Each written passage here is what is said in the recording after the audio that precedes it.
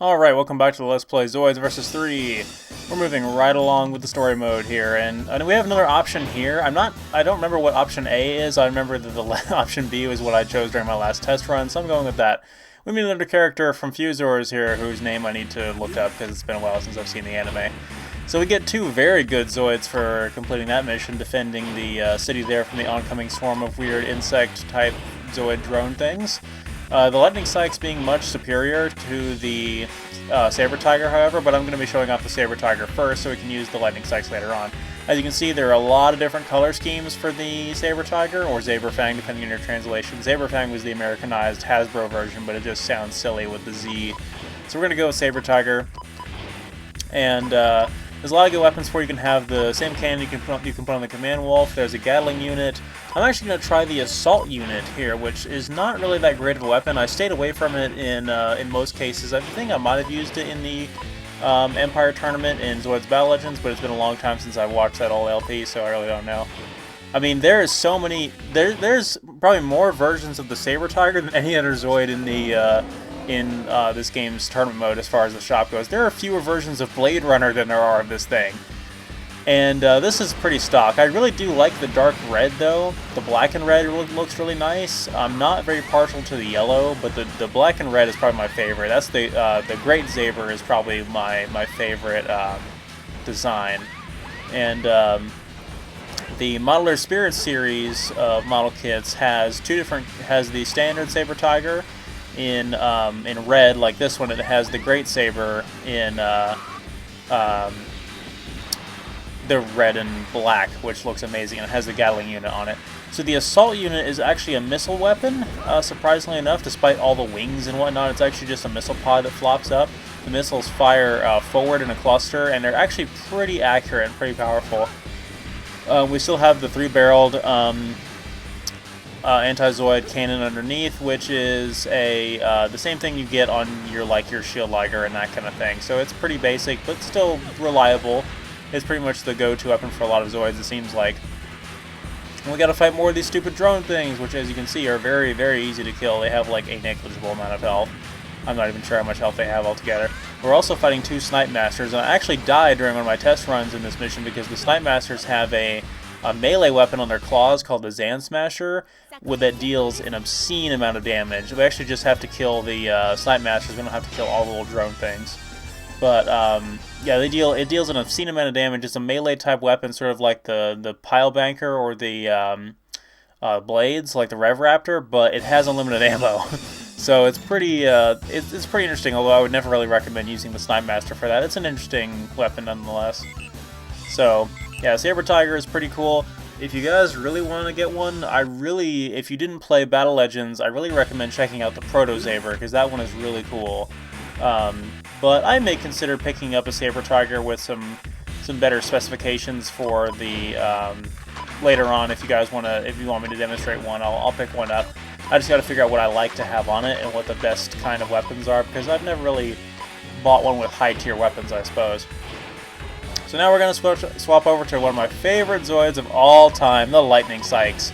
The Lightning Saix is what I can actually equip some missiles and the underbarrel shot cannon on it from the Sabre Tiger if I really chose to. But I don't need that many weapons. I hardly ever use the Vulcan gun in its head there. I usually always just use the twin laser cannon on the back. I'm going to go ahead and load it up with all my subparts that I want to have on it for good stats.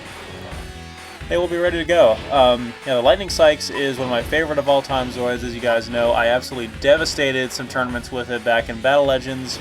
It was infamous for defeating the Ultrasaurus, the Mad Thunder, all the boss enemies. There's three different color schemes. I really like the white one as well, but I'm going to go with the one with the profound red shoulders there, which is only a very slight modification to the standard color scheme.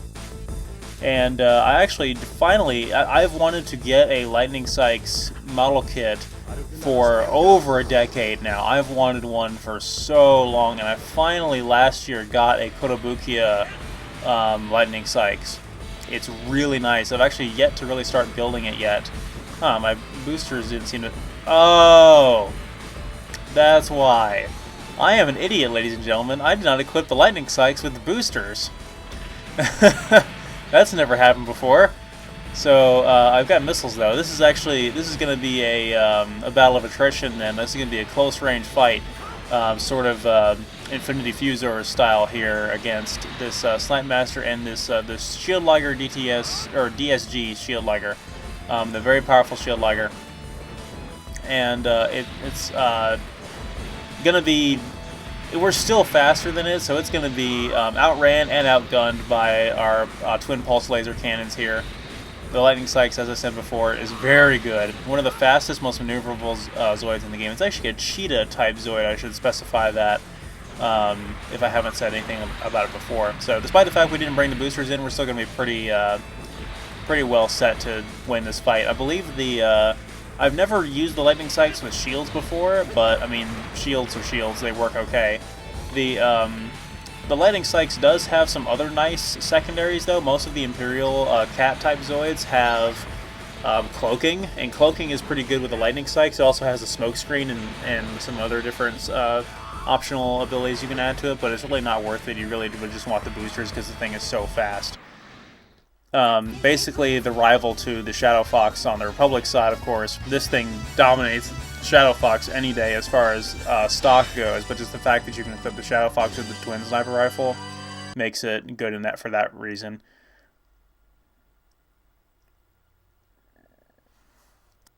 But overall, I've never really done a torture test to see which is actually faster. But I do kind of like the maneuverability on the Lightning Saix more now that I'm kind of giving them both fair game.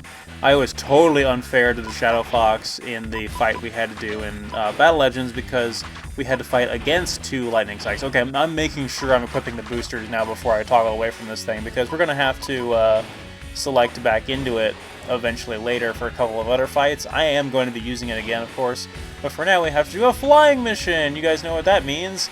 We get a Terra Striker finally, and the Terra Striker, actually, I should say, was the very first Zoids model kit I ever had, and it's in terrible shape now. It's been almost completely destroyed, but the Terra Striker to me always felt like a very basic flying Zoid, like a bottom-of-the-barrel flying type Zoid. They're actually kind of pricey in tournament mode for what you get, and they actually do have some pretty good weapons on them. They have a 16mm Vulcan gun in their head, as well as quite a few different missiles and other armaments, a bomb drop, and we're going to load this thing up. And there's actually quite a few weapons you can get for it that I've never experimented with before because I've just never had the opportunity. I've never bought one in tournament mode, so my only exposure really using it has been this mission in the campaign. But we'll demonstrate it nonetheless. We're actually going to do a bombing run on this fortress here. We're going to be destroying its outer defenses by air. So the best thing to do here, as I said when I demonstrated the Storm Sorter, is really not to lock on to these things too much because you can't really control your altitude as well when you're locked on, because surely you can still bank left, you can do the dodge rolls, but you can't bank up and down because quite as easily because of the way your camera's fixed. So I think it's just safer and you have more maneuverability too. You can also do slight turns to the left and right, as you can see right here, to dodge missiles. As long as you can kind of see them coming up behind you and into your peripheral, you can dodge them pretty easily. So not too terribly difficult. It does help to have your speed though, so definitely bring the boosters along for this. There's some spotlights on each tower in the corner there we're going to take out. There's two different types of missiles we're going to use for this. We have the ATS auto missile, which is pretty powerful, and then we have a there's the Vulcan gun. I'm not really going to use that much. I'll demonstrate it right here, but it can take out those turrets pretty easily occasionally.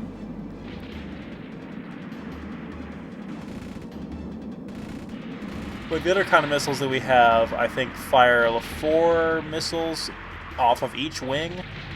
Yeah, the missiles we were using, ATSW missile. Yeah, they're the wing missiles. Like I guess is what that means, or something like that. Fires 4 missiles off each wing, and they're not as powerful, but they do. There's more of them to hit our target, so we can kind of just make a pass and hope for the best. There's more turrets here in the center, and that'll be it for this. That'll be it for this mission. If I don't talk over myself some more. So the missiles I was firing at the beginning, the auto missiles, are the 2 large missiles on the back there. You can kind of see them just sitting there on top there. It's very authentic to the model in that regard. This is one of those models that had the wind-up feature. It wasn't a motorized one or a battery-operated one. back in the day. I don't know if there's been a Modeler Spirit series or a Kotobukiya Pteras. I really doubt there has. But the Modeler Spirit series has had some interesting choices, though, including the Sea Striker for whatever reason. Now, we're running low on health here, but we should have enough to take him out. I tried to demonstrate the Vulcan gun there for a second. Didn't really work out too well. Almost lost all my health. So we're going to say no to that and just finish him off the old-fashioned way. That wasn't too bad. Now time to infiltrate this place with one of my favorite Zoids of all time. Actually, my most favorite Zoid of all time.